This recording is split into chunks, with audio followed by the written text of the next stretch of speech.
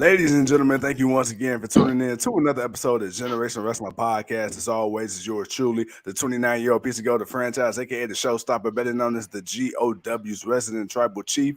And with me, as always, I got my tag team partner, my brother, my family. He is the flyest in the room, Mr. 1, 2, 3. Pin that ass down, K Breezy, aka EC's resident Isaac Hayes, King 2 Gold in the building. Bro, what's good? Man, what's good? What's good, man? We sorry, folks. Man,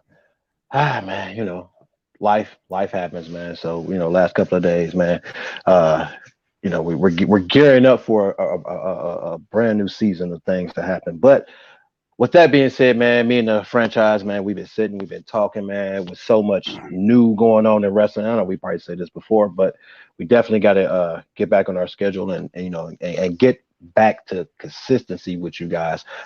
So that's one thing we want to make sure we keep up. But yeah, man, we got to come up with a new lineup, man. Wrestling has gotten a lot more interesting. There's a lot more news, a lot more going on, a lot more people. It's at its peak, man, of just interest. So we definitely want to keep up, and we got some things coming in the works, man. But other than that, we got to shoot from the hip with the people. We got to talk about Raw. We got to talk about Title Tuesday. Man, where my boys at? Was worried the last 2 days. The FBI. Leo, we appreciate the love. Right? So he was sending the FBI out for them boys. But no, man, we were trying to make things work. But no, we definitely made this work for y'all because we got to talk to the people, man. But other than that, bro, I'm good. Let's go, man. Let's go. All right, man. Well, like my man said, we're gonna talk a little Raw, we're gonna talk a little NXT, we're gonna talk a little AEW Dynamite Title Tuesday.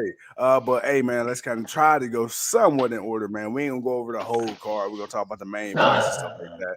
But as far as Monday Night Raw goes, so man, we had Bobby Lashley and Brock Lesnar, man. Bobby came out. In the middle of cutting a promo, and he pretty much told Brock, hey, look, man, the words of the great John Cena, if you want some, come get some. And then, of course, the music hit, and my boy Cowboy Brock came out on his cowboy shit, and he took it to my boy for a minute. He took it to Lashley, but Lashley did something we very rarely see happen to the Beast Incarnate, and that's get the last laugh and make Brock Lesnar look vulnerable as he put that boy through a table and put them paws on the Beast. However, this is WWE, and whenever a situation like this arises right before a big match, that often means the person on the receiving end of that ass whooping 9 times out of 10 is going to come out the victor in the actual match. Tuco, what do you think about this, man? Do you think that's the case in this situation? No, because Bobby got the unexpected ass whooping that cost him a United States championship. Yeah. This was his get back. So honestly, you can really say it's up in the air. Okay. As far as who may come out, because you can say Brock.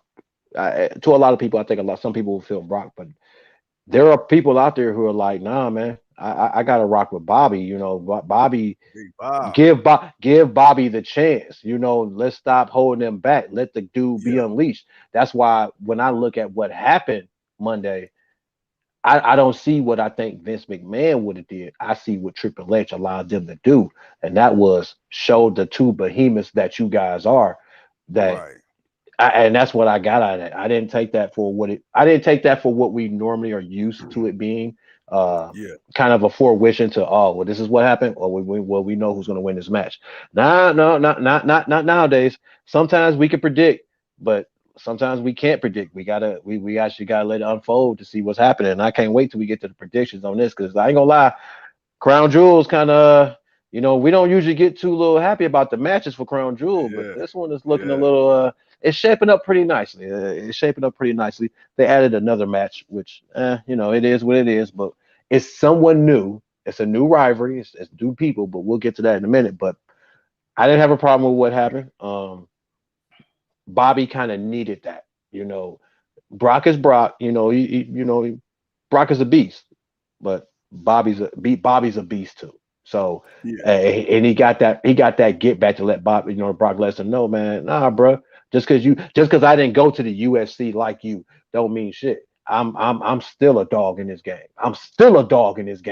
And he let him know it. So I expect a dog fight when I see it. I don't expect a match. I expect a dog fight when we get to Crown Jewel. Hey man, so moving forward, we had Seth Rollins. He ended up defeating Matt Riddle due to inadvertent interference from Elias, man, to retain his United States Championship.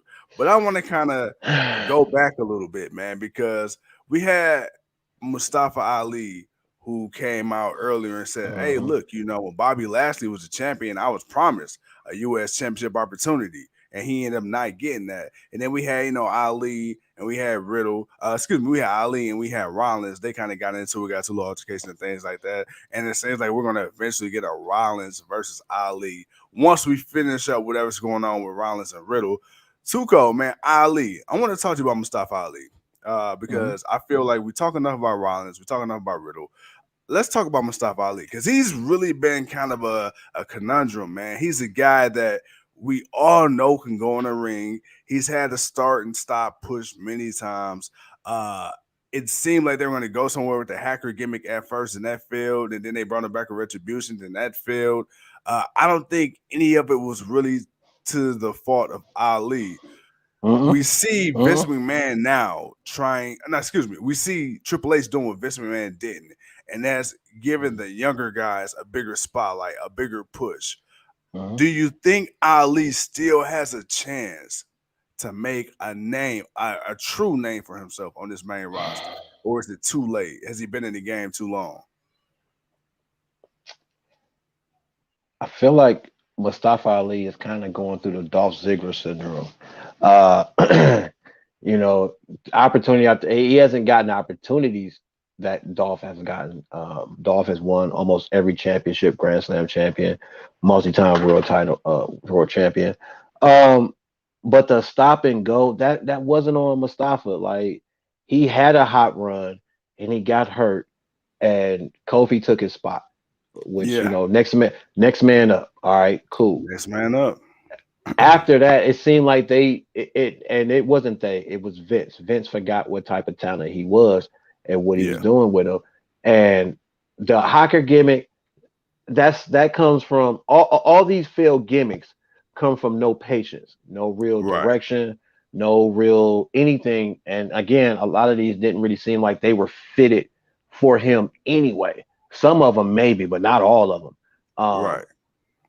But with now him coming back now lately, it's been pretty good. It's been pretty it's been something, but I think it's just that it's that classic, we know how good a guy is, but it's the stop and go that kind of kills people. So no one is really we can't buy into it yet until we see some consistency of him doing something, doing more of what he did with Bobby Lashley, doing more of what he did with Seth Rollins, being more active, making some waves, having good matches, just making people remember who he is and how good he is.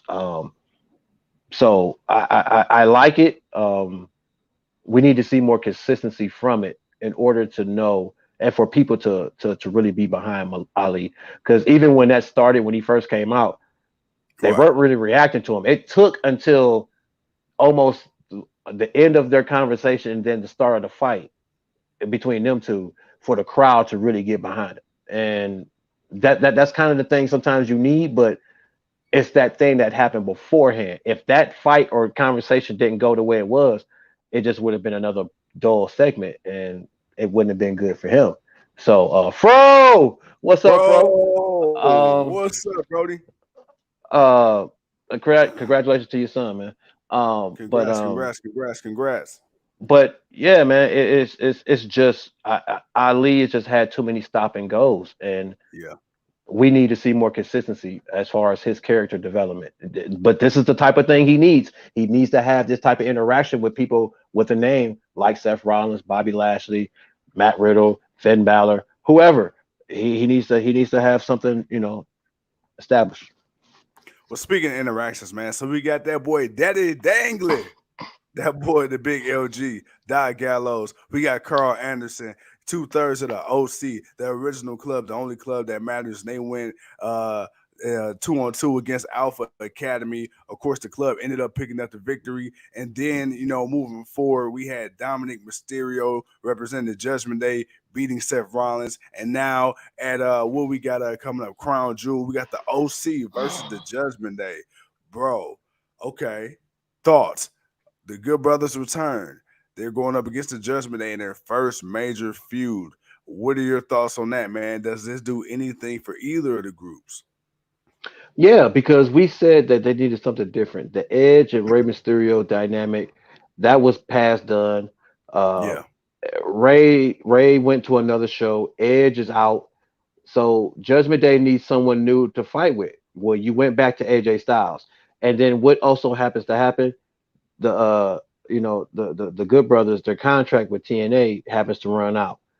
They're or then but they're also working with New Japan, but their relationship with New Japan, they can go wherever the hell they want to because Carl Anderson's a champion for yeah. New Japan right now. Still, yeah, the So never wait. Yeah, right. So he's still the neverweight champion. So for them to even still sign a deal and come back to WWE and to team up with Styles, it's a yeah, great shock. It's a great thing for Judgment Day because now you really get that true test that we said we needed to see. We needed to see them go up against someone a little bit more established, a little bit more together.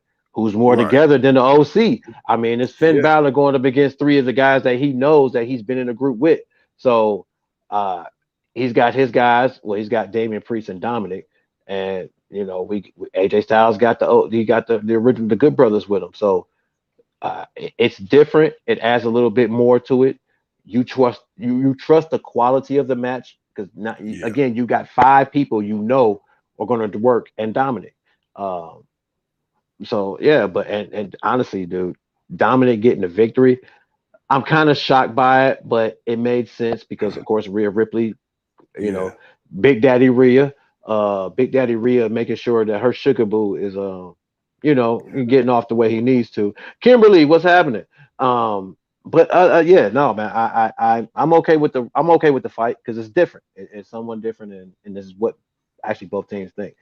Kimberly says, man, I think it's because yeah, we know Dominic and Ray are father and son, so that's why they were going together. But Judgment Day needed a solid storyline to go with, and I think AJ and the Good Brothers it will work with, and it will, because it's different, and it kind of goes back to AJ, but AJ's Yeah. been he hasn't really been involved with Judgment Day all like that. So Right, no, right. good thing, good match. It should be a really good match. I'm really interested to see it. All right, man. So last thing, excuse me, last thing on the WWE Raw side, we got Baron Corbin. So he's back on Raw. Supposedly storyline. He in a trade from SmackDown for Rey Mysterio. But we got a familiar face coming back, man, who look like he's going to be a weekly presence on TV. I'm talking about former tag team champion, former WWE champion, former Longest acolyte, reigning champion. the longest reigning champion, and had one of the most memorable feuds of wrestling history with John Cena, man. Can't forget about that. I believe 2006-ish, I believe, if I'm not mistaken. Five. But we talk about the wrestling god, Rey Mysterio, Eddie Guerrero. I can go on and on, but the wrestling god himself, John Bradshaw Layfield, JBL, Tuco. Okay. So we're doing away with the Happy Corbin gimmick. We got Baron Corbin back. Before I let you answer, I want to give you my thoughts. Then I want to get your rebuttal. Go ahead. I don't have a problem with JBL as a wrestler. Hell, I don't have a problem with him as a manager if that's what he chose to be. But I feel like Baron Corbin is too damn good and too damn talented, not only in the ring, but on the mic to need a mouthpiece. I don't feel like Baron Corbin is the type of talent that needs a manager. He damn sure don't need a mouthpiece because he can cut a promo. He can cut it as a face. He can cut it as a heel. Obviously, more towards being a heel because he's just a natural asshole. But I feel like, man, I think the fans really, and when I say fans, I'm putting myself in that category. I feel like the fans really want to see Baron Corbin go back to his lone wolf gimmick. We didn't quite get that, and instead we kind of.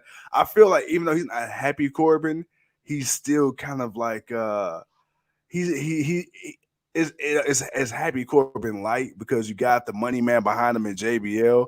What are your thoughts on Corbin's, I guess, gimmick change, but also JBL's involvement as well? I don't actually have a problem with JBL's involvement. I think it's actually pretty good for him. I do agree with you. Corbin, as a talker is actually very quite well. He does not need he does not Fro need said JB loose said pants. JB loose pants. Not JB loose pants. You a fool, bro. I don't I agree. Corbin does not need a mouthpiece. But he definitely needs a change in his character. He Yeah, needs a little bit. I was hoping this thing would make him a little more serious. I think the thing is, he still kind of came out like Happy Corbin. It did the yeah, music, the intro. It still felt Happy Corbinish. So yes. maybe a change in the music, a demeanor a little bit. Maybe that'll help him. But um, it was kind of cool to see him come back. It's Corbin. I'm not totally against Corbin. I actually like Corbin. I've actually liked his work. As far as I don't like the direction of his character, but just him being that aggravating mid card heel kind of guy that you just want to see him get his ass kicked. Right, He's been right. great. He's been Yeah, great. He's yeah, been great at it. So it's like you got to give the guy his respect and due for what it is. Again, I was hoping JBL would maybe push him in a different direction a little bit, and maybe it will get there, but they need to change his intro. They need to change his music.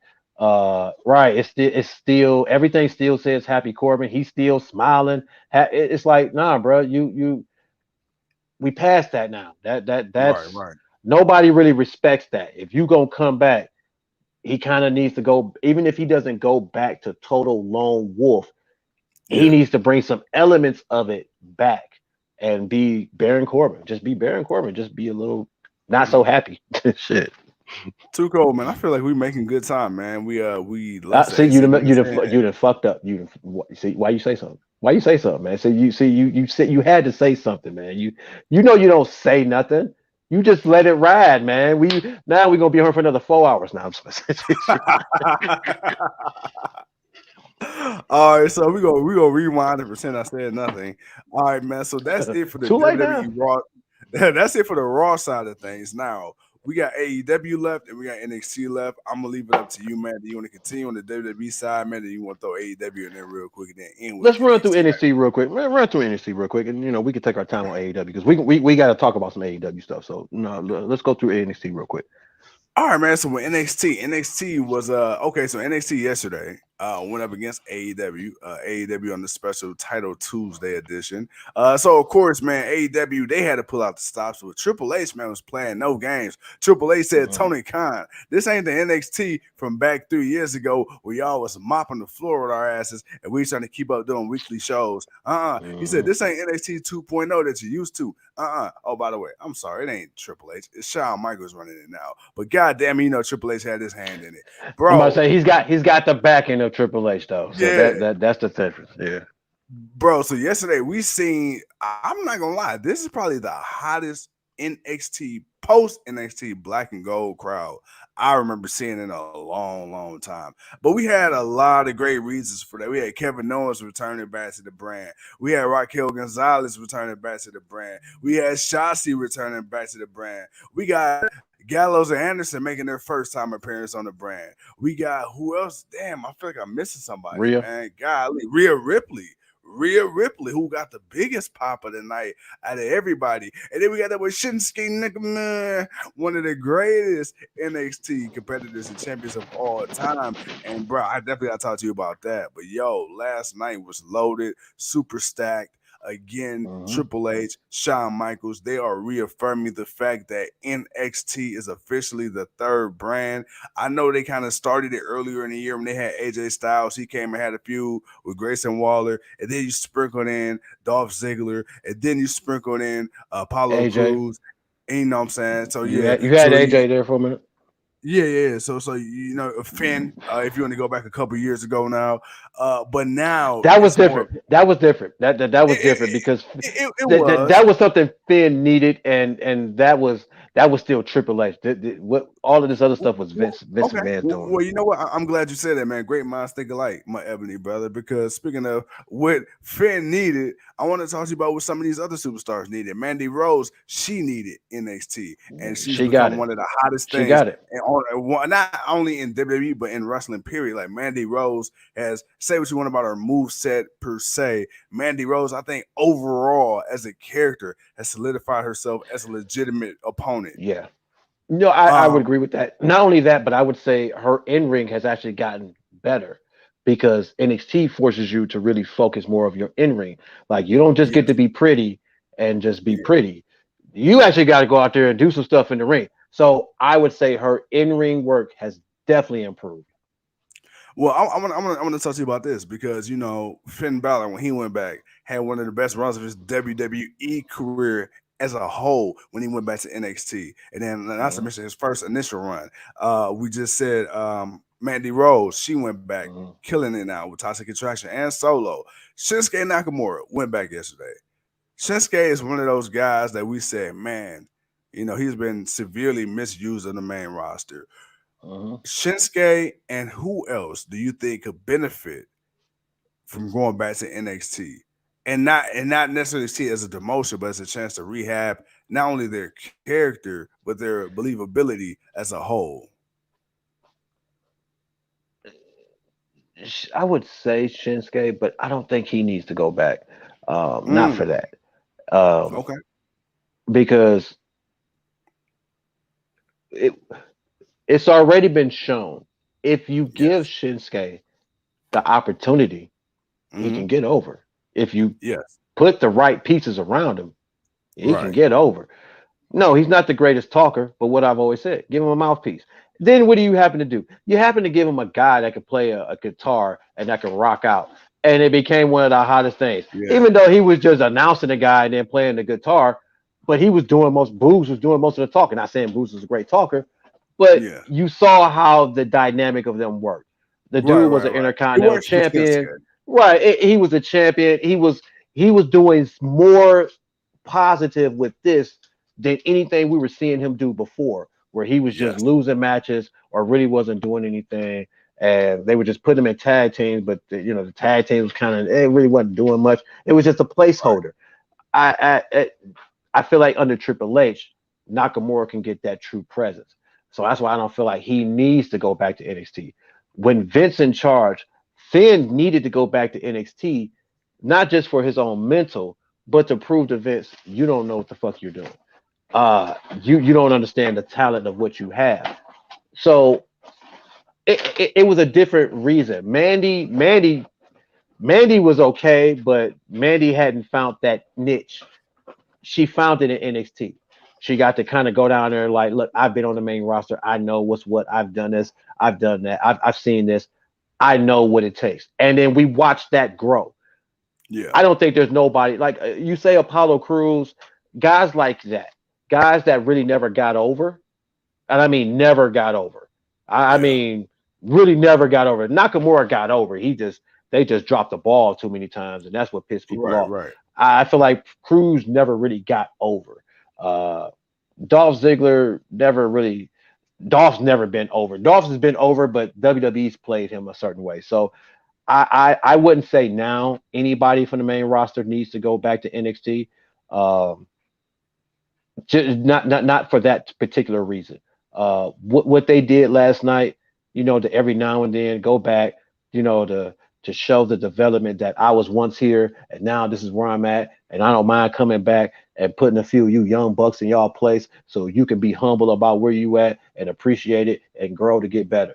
I ain't got a problem with that. So that's fine, that's cool. But I don't see anybody in particular that needs to directly go back to rebuild themselves. That's above low mid card level. Man, we got Halloween Havoc coming up. I want to kind of switch the gears a little bit, but still stay on WWE for a split second. So Go ahead. we got the rumors, man, that Triple H is looking to eliminate a lot of the, not a lot, a few more of the gimmick pay-per-views. Kind of like we said, like Hell in a Cell, uh, or like a TLC type, whatever. It's like, look, man, you know, what was the one thing we were excited about this year's Extreme Rules pay-per-view. You know, was it the best pay-per-view? No, but we appreciate the effort because every single match had a stipulation. So that worked. But Triple H has also floated around the idea, and the idea has also been floating around online of bringing back some popular pay-per-views like a Backlash or Armageddon or Judgment Day. What are your thoughts on Triple H wanting to eliminate so many pay-per-views, but also possibly revisiting some fan favorite classics? I don't have a problem with that at all. Actually, Flawless showed me a thing of the pay-per-views they actually agreed to keep, and one of them is King of the Ring. Uh, yeah, they did keep Money in the Bank. Hell in a Cell is gone, which I'm glad, because the one thing about Hell in a Cell, it's not supposed to be an every year pay-per-view. Like that's supposed to be that's a grudge match. Yeah. Like that's a Yes. match where it's Yes. like, oh, I can't stand you. Oh, I can't wait to bury you 6 feet deep. Oh, Right. oh, really? Hell in a Cell. Let's go. That's what Hell in a Cell is. Hell in a Cell is for that feud that's boiling over, that for that top feud that, oh my God, people can't stop talking about it. So I'm glad that he's bringing it back to that mystique. Uh, I believe we're losing TLC. I think they got rid of that, which is fine. I prefer that to be a very private match. There are certain gimmick matches that I'm okay with them not doing a lot of, because you want that mystique of, oh my God, they're gonna do a TLC match. We ain't seen this in so long, such and such time. I miss hearing the commentators say that. We haven't seen this match in years. We haven't seen this match. We don't hear that no more. We ain't seen this Right. match since 3 months ago. We ain't had this match since 2 weeks ago. Right. Like Right. that's Right. what that's the good thing about it. Also, um, lesser pay-per-views. I mean, dude, move dog. I've grew up on 4 big pay-per-views: Yeah. Royal Rumble, WrestleMania, Mm-hmm. SummerSlam, Survivor Series. Survivor Series. When those pay-per-views came up, the reason they were so good and people were watching them is because they only came 4 times a year. Right. Vince would give you a Saturday night main event here or a special show here, but you would get the regular shows as you would get them. As time went Right. on, he would add a few here and there, but um, I'm okay. I think they're down to 9 pay-per-views. Obviously, we're going to get Royal Rumble, WrestleMania, SummerSlam, Survivor Series. You're going to get Money in the Bank. You're going to get King of the Ring. Uh, I believe there was a couple of, I can't remember the names of some of the other ones, but they're kind of hinting on the AEW kind of side of lesser pay-per-views. Like Yeah. AEW's pay-per-views, they're different, but they only come so far in between. Right. WWE is a little bit of a bigger conglomerate. We know that. So bringing it down from the 13 pay-per-views that you were going to do, which we're like, why are you doing 13 pay? It's only 12 months in a damn Right. year. Why are you Right. doing 13 pay-per-views? But now that they're doing 9, that's fine. I'm cool with the 9. Um, because for right now, if you think about it, they got rid of day one. So day one's Yeah. not happening this year. I believe Which they I'm kind said of sorry about because that was the one pay-per-view I actually liked. I like the vibe of day I, one. I kind of liked the vibe of day one, but I think what we also realized, but again, that that distance between the Survivor Series to the Royal Rumble, that always did something. Triple H went back to that. We're not going to Yeah. have a pay per view for almost 60 something days from WWE. Yeah. After Survivor Series, we don't get another pay per view till January 28th, till Saturday. That's going to be 60 something days to where, we're getting nothing but quality TV storytelling and building. And they may do I can't see Raw or SmackDown doing any particular special shows. Uh, but we're going to get quality work, and they're going to build things, to the proper way that they used to be. That's why I'm okay with just the 9 pay-per-views. We don't need a pay-per-view every month. I don't mind a little gap in between time. And honestly, with the way the structure has been for the last couple of years, just for us and just a lot of people trying to keep up with all these wrestling shows, we got a pay-per-view this week, then we got a pay-per-view next week. We got prediction shows, reviews, and all that stuff. Man, that get tiring. we've done multiple show weeks where we've had, we might have started on one day and did a show, or we had a day where we did maybe 2 or 3 shows for like 7 or 8 days straight. It's like, man, that's a lot of wrestling, but to break it up a little bit, I think it's great for everybody. I don't think it's just just for us. I think it's good for the fans. You're not getting too drowned in too much wrestling. There's some Yeah, space between things. Things get built. So I'm good with it, man. I even if I want him to bring back. All he needs to do now is bring back Takeover. That's all I need him to yeah. do. Hell yeah, Bring back the hell takeovers. yeah. You bring back the takeovers. You can bring back the NXT takeovers because that right there, you didn't do those too much. The NXT pay per Yeah, view you, schedule bro, you did them around the big four. There may have been one, in maybe between, two that was sprinkled in there.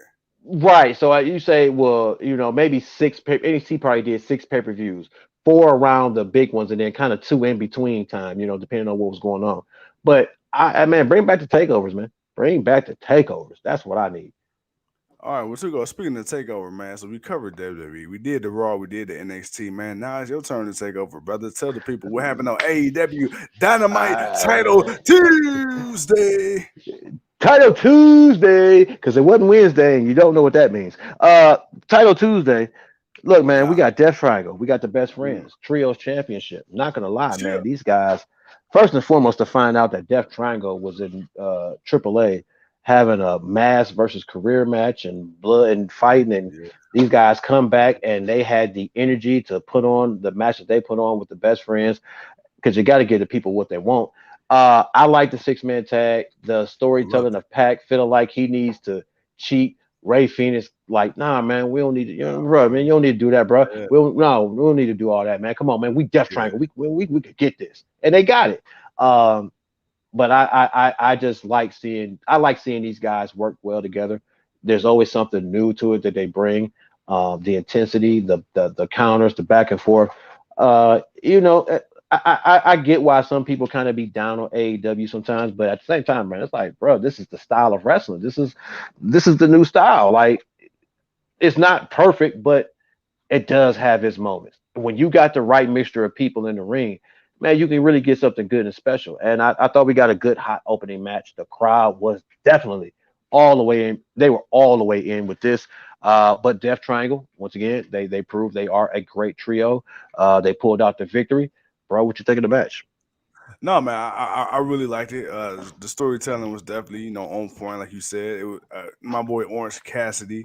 Hey, look, man, my boy, he doing the damn thing right now. Champion. And of Right, course the right, Lucha Bros. right. They still got their belts over there. And then now we got the trio titles here. And the cool part about this was, man, the storytelling was, like you say, on point. You got Pac who going one way. You got the Lucha Bros like, hold on, bro, like nah, we better than that. But see, the Lucha Bros are kind of weird because I so often get confused on whether they're heels or faces because it seems like it depends on the storyline They're almost. not heels, or they're not well, they're not heels. They're too over. Like they're it's Pac. Pac is too, to me. Pac is the wild card because Pac Yeah, is the yeah, like Pac yeah, can, he's down with them. yeah. He's down with the Lucha Bros. Right, He'll right, he'll just beat the hell out of somebody else. He don't care. Pac would do anything to anybody. So Pac right, kind of throws you in that. Lucha Bros, they'll play the game. You want to play the game, they'll play the game. But right. they have their own way too. So yeah, they could be heelish, but they haven't been presenting as heels. So I'm not Yeah. confused by that. And I, like I say, Pac, if anything, he's the wild card. He's the one that you got to worry about. But it worked out for him. So nah, Hey, yeah. I like my boy Justin Roberts. He's like, and he's a bastard. I'm like, bro, you put so much emphasis on that B, bro. Hey man, Jeez. look, hey look, that's because that's what he is. He's the bastard. So you got to put the emphasis on that B.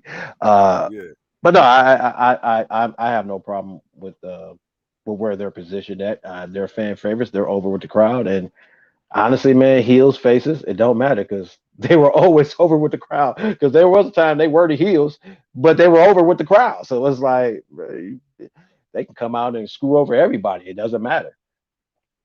but they all come out the tunnels. The pack always comes out the heel tunnel. Hell, if you look at it, Bryan Danielson comes out the heel tunnel all the time, but he doesn't act like a heel. So it's like I don't know. Just certain people, you're just over. When you're just over, you're over, dude. You're doing a great thing. You want to be a bad guy, but you're so good that people want to cheer you being a bad guy. But we're gonna move on, man. Britt Baker cut a promo, of course, talking about Toni Storm, and then of course, whenever Thunder Rosa officially comes back, and there will be an official AEW World's Women's Champion. But we got a another good match, man. One I did not know I was gonna like as much, bro. Sheeta versus Toni Storm for the interim AEW Women's title. Oh yeah. Oh yeah. I think this is one of Sheeta's best matches. This is definitely one of I Tony's think this is best one of matches. Toni Storm's best matches. Yeah. Being in AEW, they countered for Toni counter. got a chip on the shoulder, man. Let's call it what it is, man. So Toni Oh, has yeah. made no bones. She's made no bones about it. She's spoken very openly, realistically, no kayfabing, shooting from the motherfucking hip. She said, "Look, I understand y'all like Thunder Rosa. I respect what she did. Yes, she's the current champion on paper, but hey, don't you dare disrespect me. Don't sit there and try to disregard me because the title says interim, motherfucker. I've been here every single day since I got to AEW.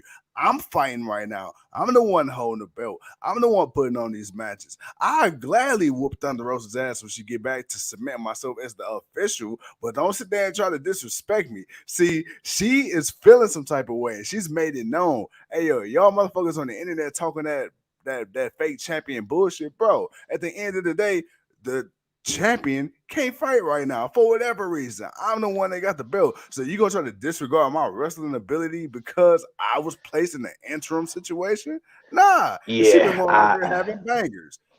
Yeah, she's been doing her part most definitely. Yeah. But yeah, I wouldn't be surprised if she's not. But at some point she wants that interim off her title also. That's the thing. She wants that interim off that title. That's really what it is. Yeah, put the respect on her name. She won a belt. She's holding it down. She's beating. She's pinning people. But she wants that official AEW Women's Championship, and I'm not mad at her for it, man. So no, the streak will end. Oh man, I don't want the streak to end, but she probably needs a break. We don't want her ended up like Thunder Rosa, which I'm gonna bring this up to you, Thunder Rosa, bro. Yo, man, lots of pictures, seem fine. What's up? What's up? What's going on? What's going down? When are you coming back? How injured are you, Tony? Bro, I understand you want to be fair. CM Punk was injured. You didn't take the title off him. You made an interim championship. I saw that coming a mile away with Thunder Rosa when she announced it. Okay, cool. Interim championship, cool. She'll be back in a little. It seems to be a little bit. It seems to have been a little bit longer than that. And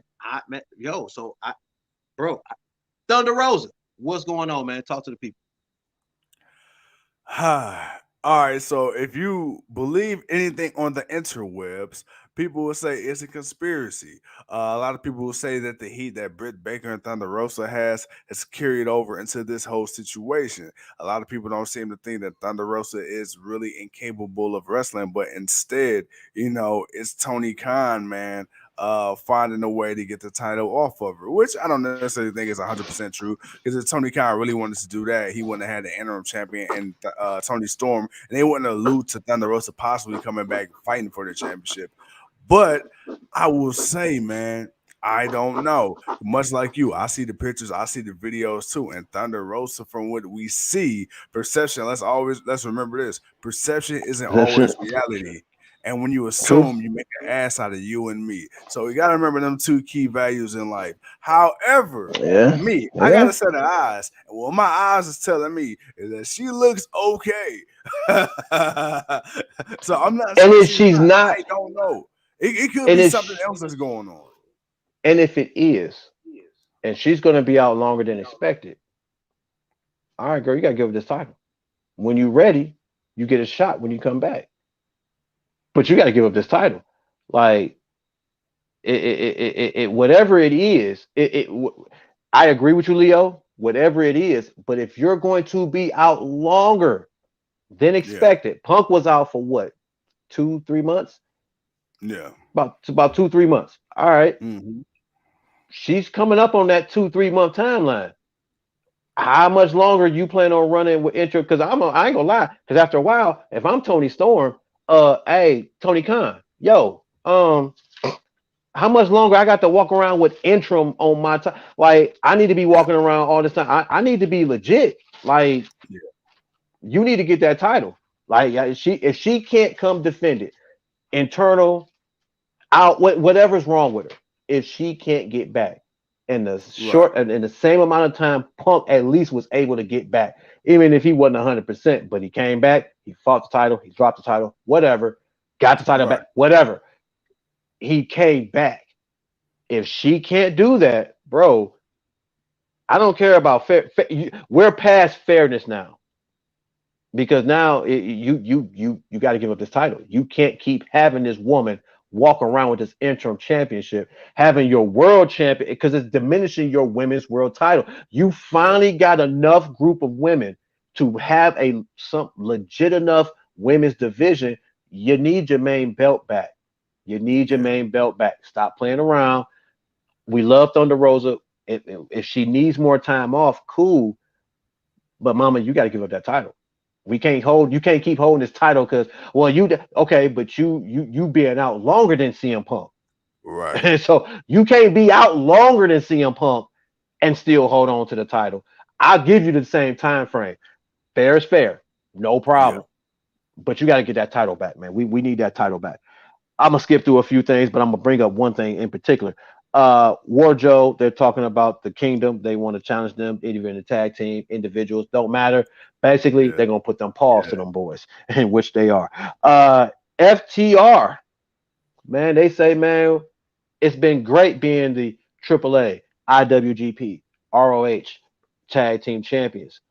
But in order for us to be happy, for us to be fulfilled, we need to be 2-time AEW champions. Yes, sir. So we are issuing a #1 contendership. But of course, Swerving Our Glory, they can't let that slide because they getting back at them tag team championships. But they got to wait till Friday for the Acclaim to get back their trademark from Tony Nese and Edwards. So we'll see what happens with that. But next week, bro, FTR, 7-star FTR versus Swerving Our Glory.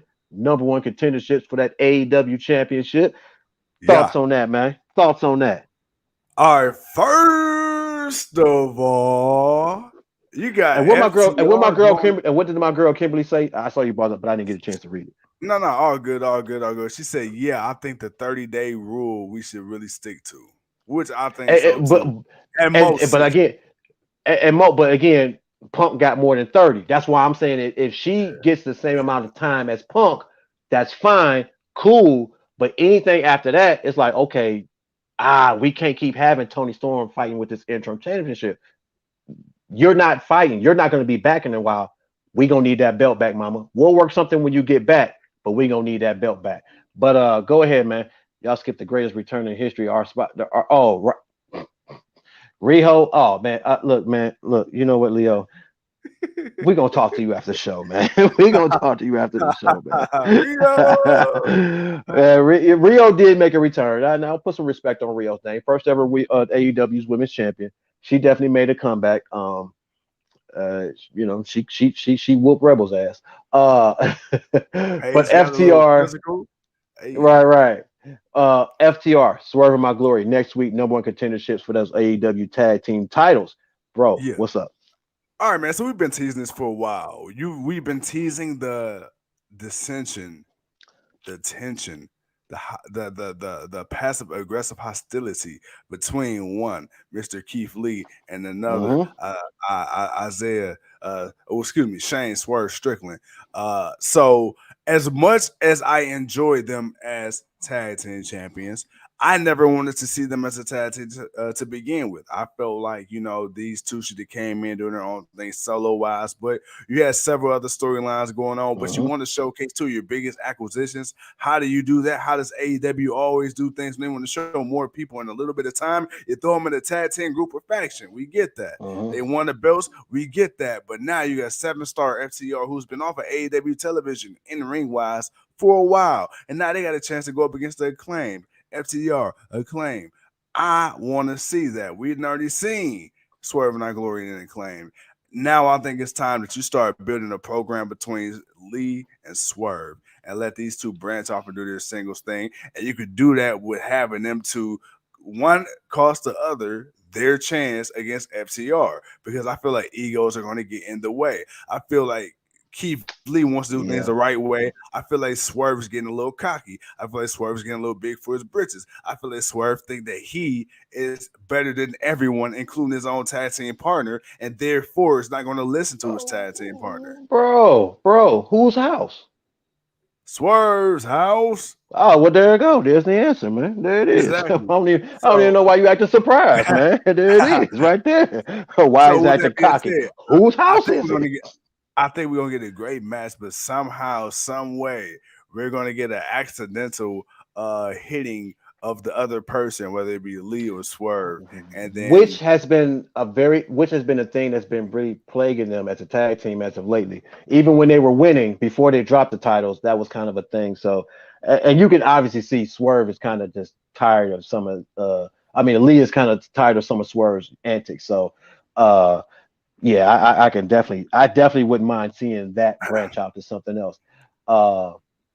Since we're speaking of Keith Lee and his very intellectual man, so franchise, if you could give us a word, Leo, why did you? Oh my God, Leo, Leo, oh Lord, I got to sit back on this one. Well, I've got to sit back on this one. Leo, Leo, if we get canceled, Leo, it's on you. Since the people asked for it, in the words of the great rapper Dave Bautista, I'm going to give you what you want. Franchises, word of the day. Expeditiously. Okay, that ain't bad. That ain't bad. That ain't bad. I wrote that. I wrote that. Because I had no idea what you about to pull out your bag. I can tell you was bracing for impact. I'm like, oh Lord. Like, how far in this bag is he about to reach? What is he about to pull out, Lord? What is he about to pull out? Oh, hey, man, I borrowed that from my best friend Clifford Harris. Hey man, hey, he's a smart man. He's a smart man. Expeditiously, man. Yeah, man. We want wrestling to be expeditiously good all the time. Even if I didn't use that correctly. Hold on. Hey, my boy trying to challenge me to a ghetto spelling bee. He said, use it in a sentence. All right. Oh. I would appreciate you laughing at me. A shush, please.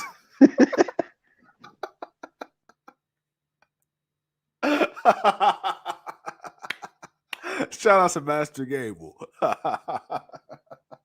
Thank you.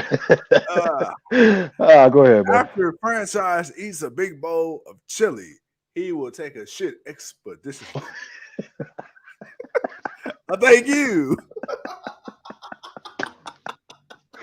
And that, ladies and gentlemen, is the show. We appreciate y'all for the time that y'all gave us. No, I'm just like, man, it's your fault, Leo. You started this. You did it. You asked for this, Leo. You asked for this.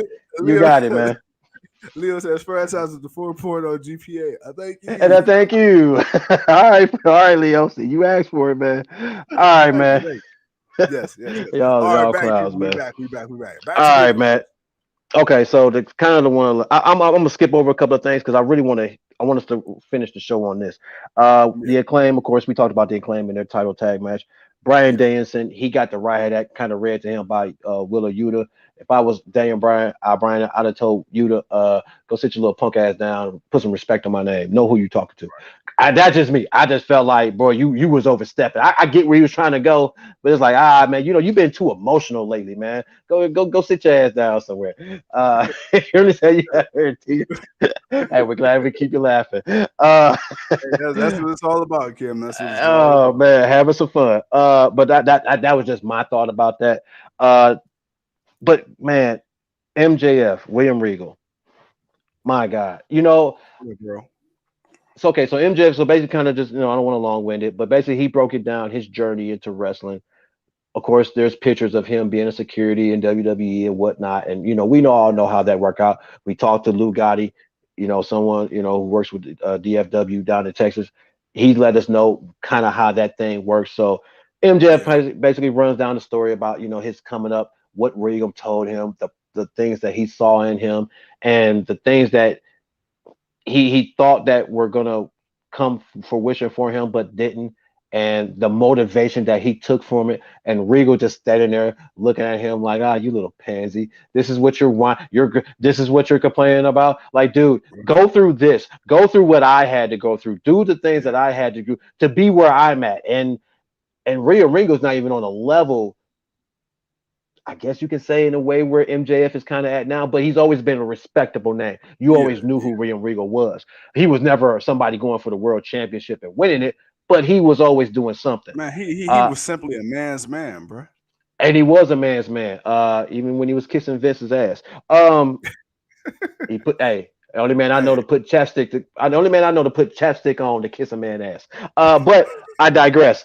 But the back and forth between them two, the back and forth.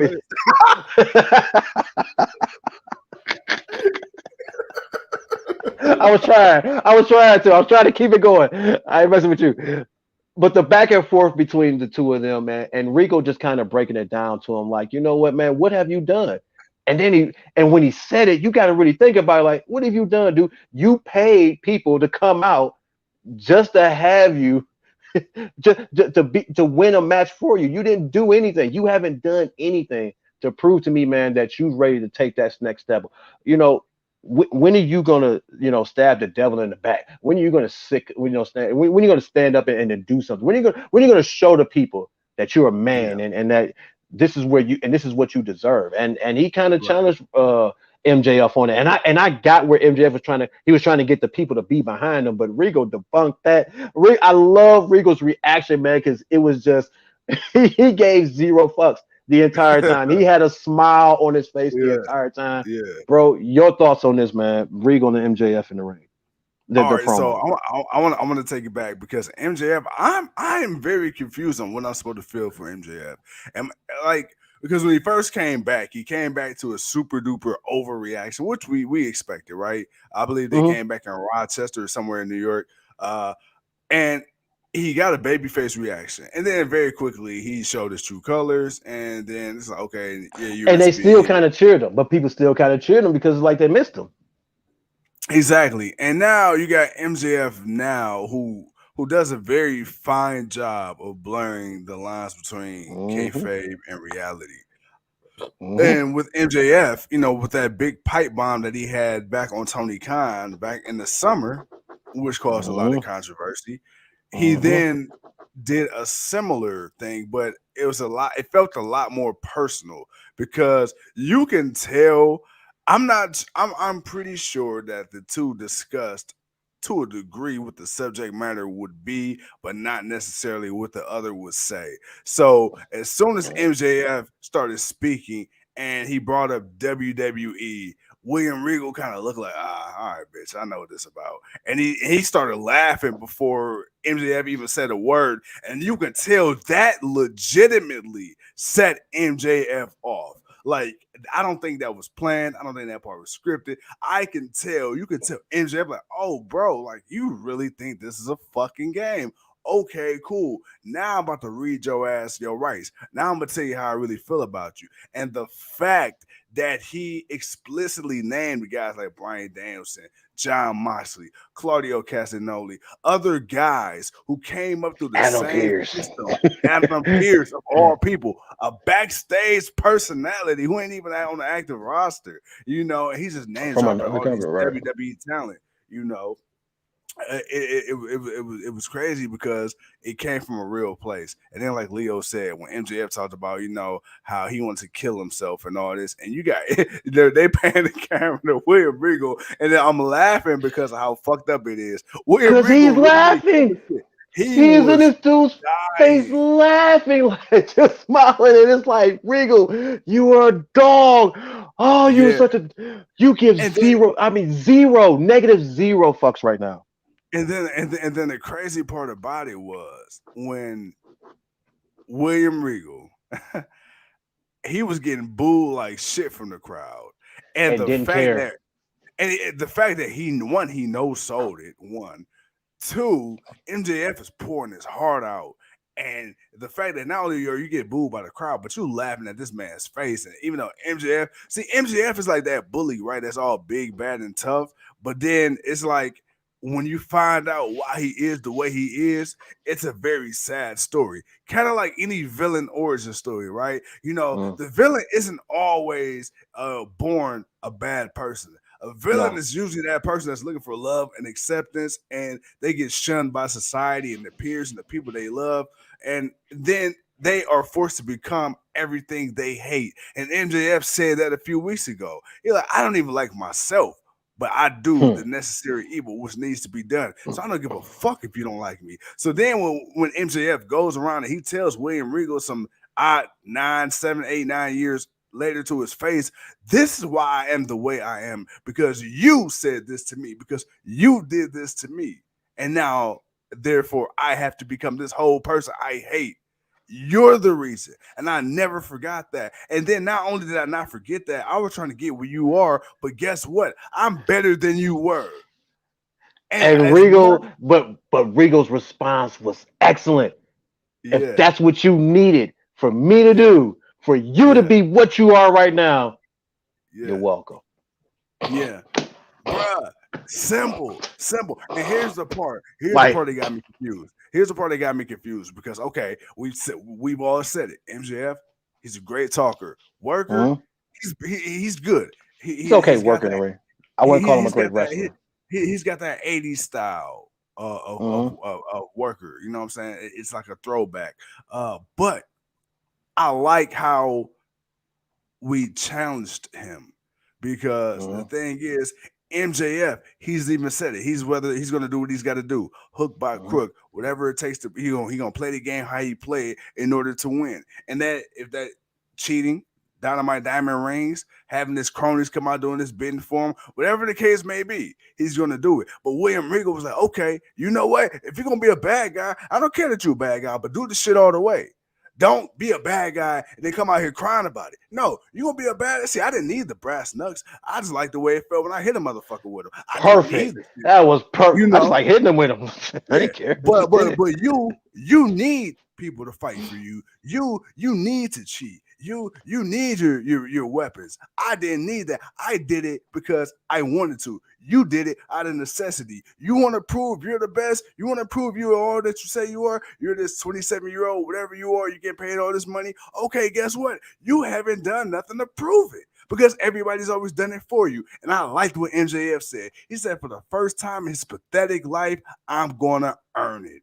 What before you get to there, because all of that played to what happened at the end. So let's get through this last little bit before we get out of here. Yeah. Dalton Castle, Chris Jericho, Ring of Honor Championship match. I Hey, get who Dalton Dalton Castle is a Castle. hell of a character, ain't he? He is a hell of a character. I think Vince would have a wet dream with him in WWE. Man, Um, I really 10 time think he world would. I really think he would.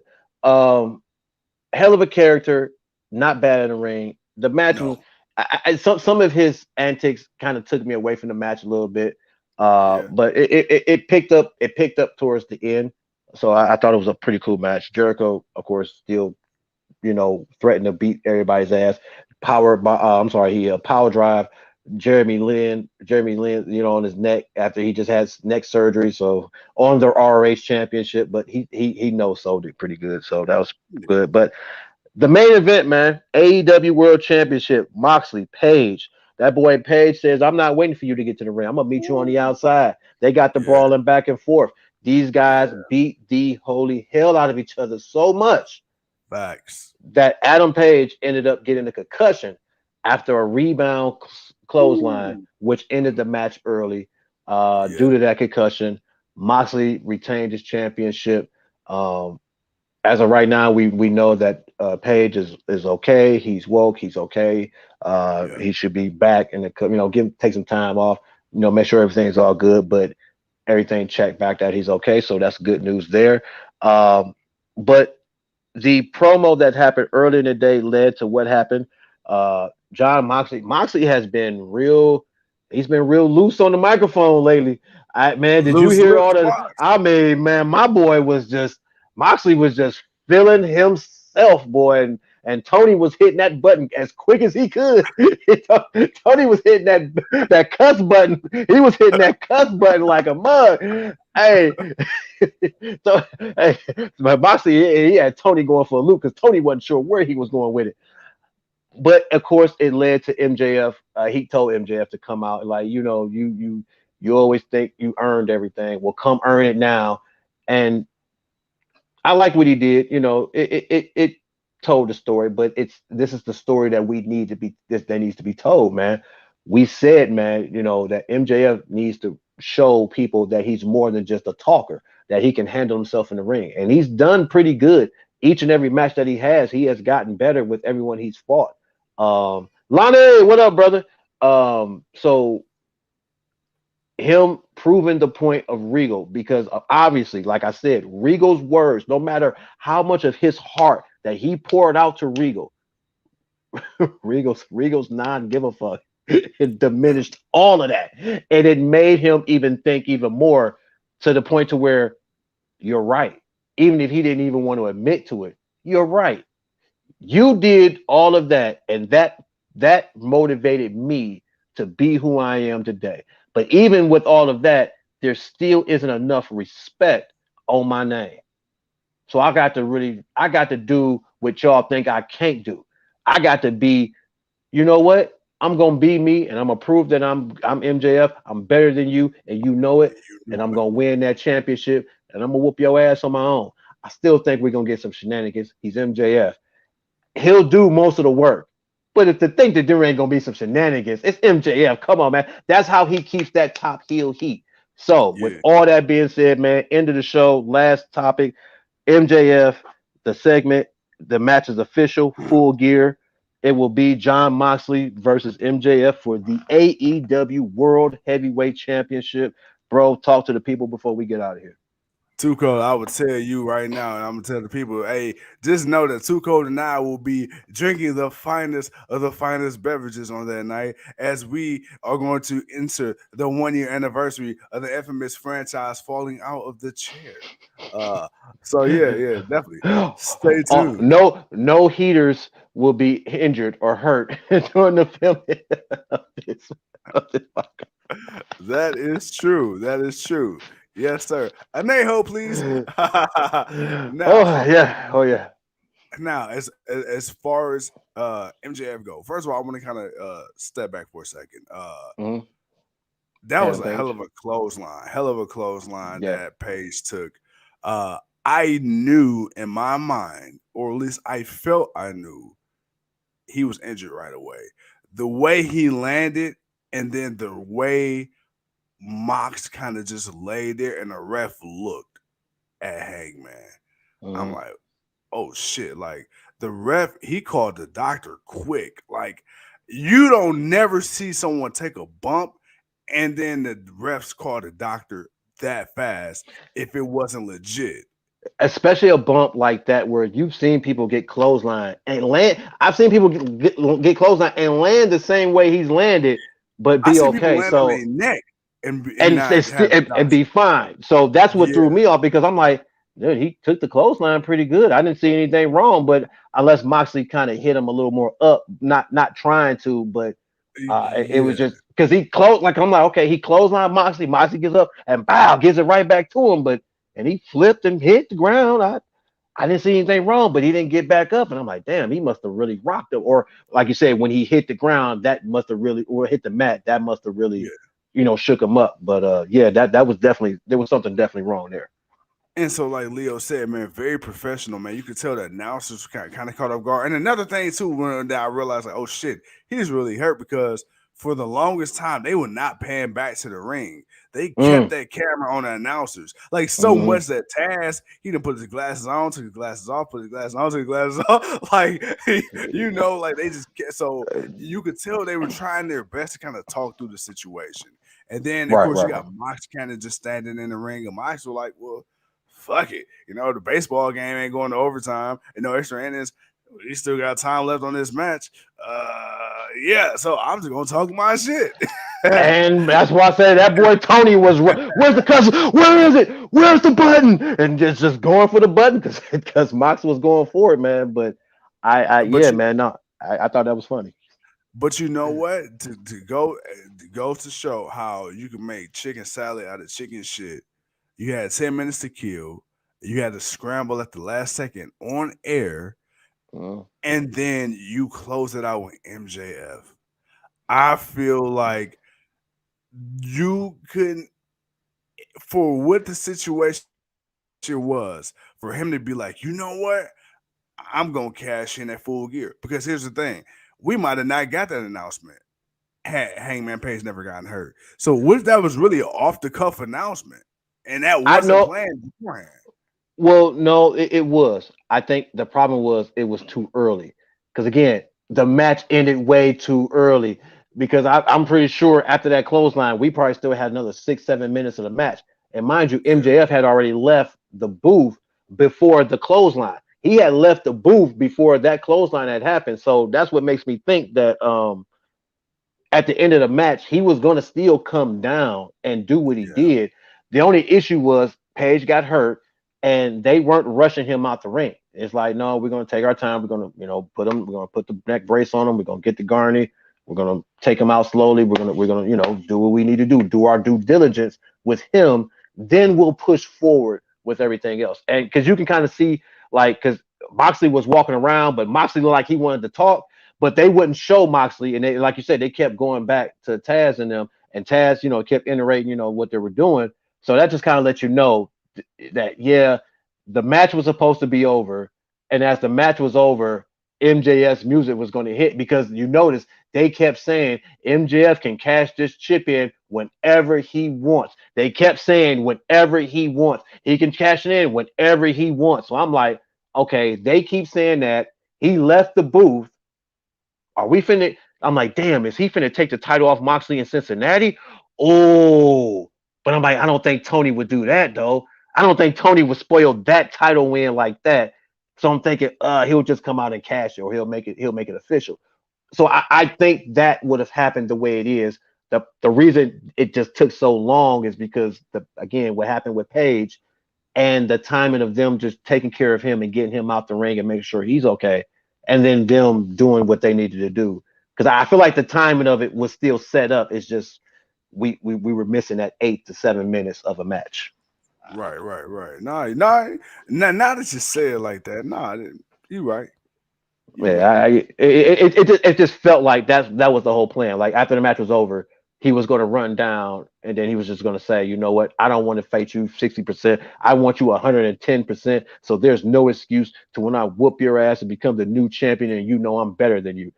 Okay, cool, no problem. Because again, that's going to put that respect on his name. He went into that match. He brawled with John Moxley because we all know Moxley's gonna make him bleed. Because if you think MJF is walking out of that arena not bleeding, you ain't been watching it closely enough. But with that being said, ladies and gentlemen, we had to make it up to you. So we had to give you something special for today. Shoot from the hip on this special Wednesday. We got no Dynamite tonight.